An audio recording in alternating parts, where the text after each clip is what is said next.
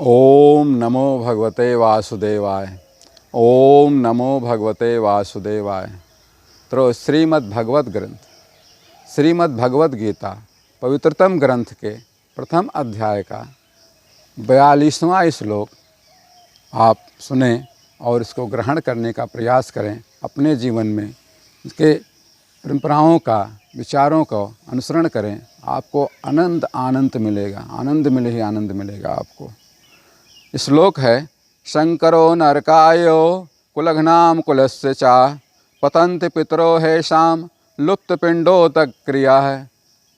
मित्रों, इसका अर्थ होता है अवांछित संतानों के वृद्धि से निश्चय ही परिवार के लिए तथा पारिवारिक परंपरा को विनष्ट करने वालों के लिए नारकीय जीवन उत्पन्न होता है।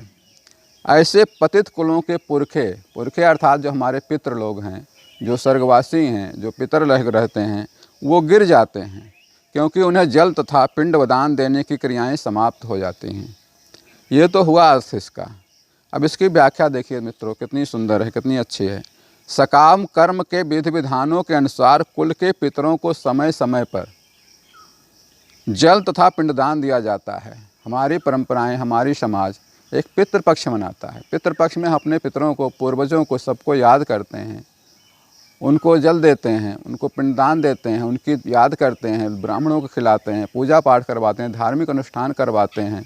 इस तरह से हमारा होता रहता है। यह दान, जो समय समय पिंडदान दिया जाता है, यह दान विष्णु पूजा द्वारा किया जाता है, क्योंकि विष्णु भगवान को अर्पित भोजन के उच्छिष्ट भाग, जो भगवान को हम चढ़ाते हैं, उसका जो उच्छिष्ट बचा होता है, जो रहता है, उसे हम प्रसाद स्वरूप ग्रहण करते हैं।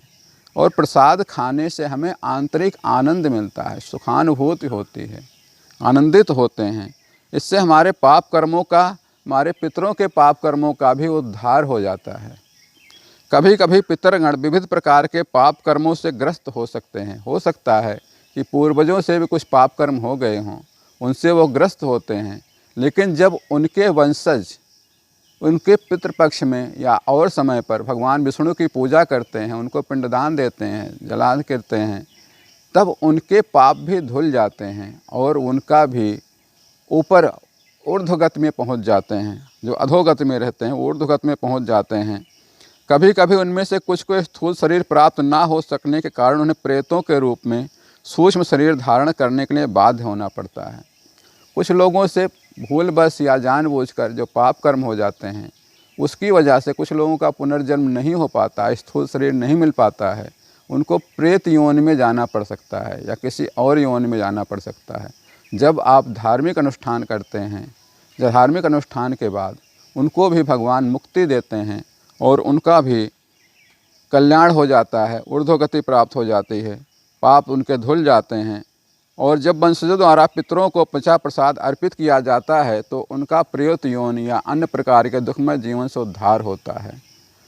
मित्रों, इस तरह से जब हम धार्मिक कार्यों में लगे होते हैं, अपने पितरों का करते हैं, हमारे पूर्वज जो हमारे वृद्ध हैं वो हमारे साथ होते हैं, हमारे ज़्यादा आयु वाले हमारे साथ होते हैं, तो वो हमें समझाते हैं, सिखाते हैं, बताते हैं कि हमें यह कार्यक्रम किस तरीके से करना है। परंपराएँ, रीति रिवाज, नियम कानून, ये सारे हमारे वृद्ध बड़े बुजुर्ग ही समझाते हैं। यह आधुनिक समाज में भी है। और यही चीज़ें अर्जुन भगवान कृष्ण से आज से 5000-7000 साल पहले जब महाभारत हुआ था, उस समय भगवान तो परंपराएं और भी अच्छी थी, और भी लोग मानते थे उसको, और भी करते थे। तो अर्जुन यही कह रहे हैं, हे प्रभु, यदि इस युद्ध में हमारे बड़े बुजुर्ग, बड़े वृद्ध जो हैं, सबका स्वर्गवास हो गया, सबका वध हो जाएगा, तो परंपराओं को पालन करवाने वाला कौन रहेगा? और हमारे बुजुर्गों, हमारे वृद्धों का, सबका तो अधोगति हो जाएगी। इसलिए मैं इस युद्ध को करने का इच्छुक नहीं हूँ। मुझे आप कोई और मार्गदर्शन दें।